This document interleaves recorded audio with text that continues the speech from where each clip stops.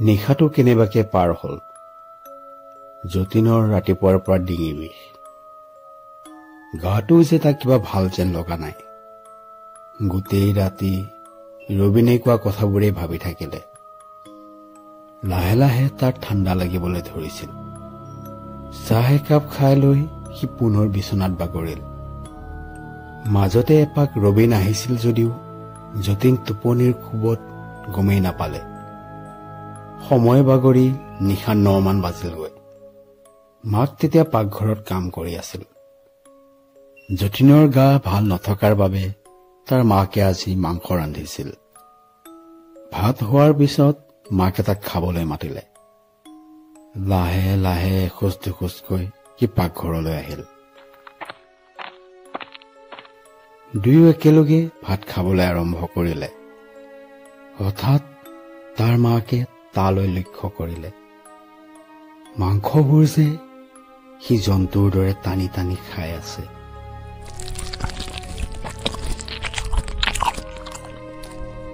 সেই দৃশ্য দেখি মাক আচৰিত হৈছিল।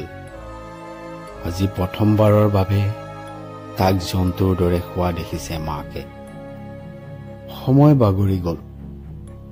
সকলো কাম কৰি যতীনক নিজৰ ৰুমত সুমুৱাই মাক শুবলৈ ওলাল।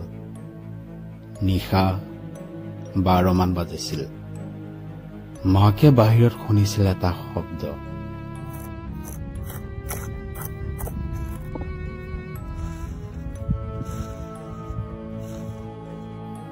সাৰ পাই হাতত লেম্পটো লৈ বাহিৰলৈ ওলাই গল।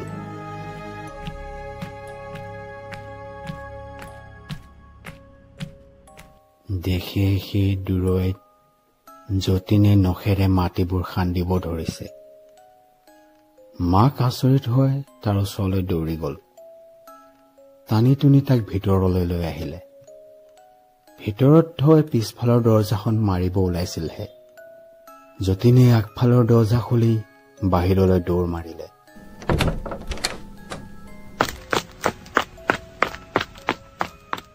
যতীনক দৌৰা দেখি মাকে চিঞৰিব ধৰিলে।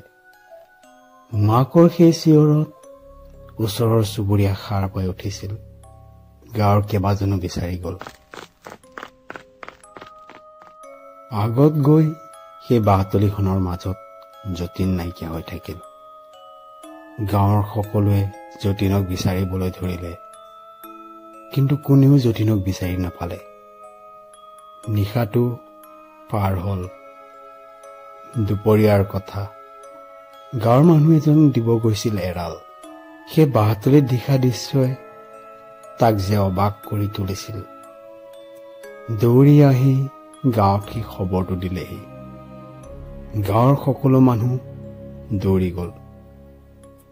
দেখে যে যতীন সেই বাঁহতলিৰ মাজত শুই আছে।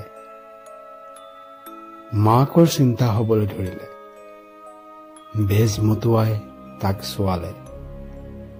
তেতিয়া গম পালে যে সেই নিশাটোত যতীনৰ ওপৰত পৰিছিল বেয়া ছায়া।